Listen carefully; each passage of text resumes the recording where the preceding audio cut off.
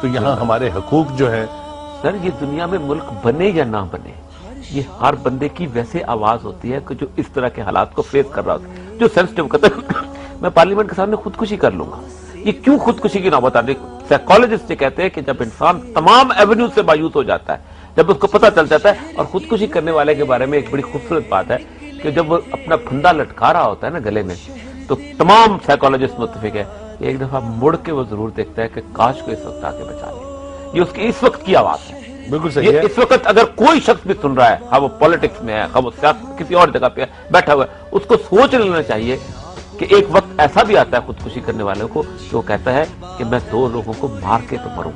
وہ بہت بڑا وقت میں اور یہ تھوڑی سی اگر اجازت دیں آپ میں سمجھتا ہوں کہ یہ آواز جو ذیشان کی ہم نے ملتان سے سنی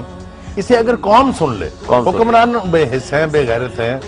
بالکل بے جاہل مطلق ہیں ان سے کوئی توقع نہیں رکھنی چاہیے قوم نے اگر یہ آواز سن لی اور اس میں اپنی آواز ملا دی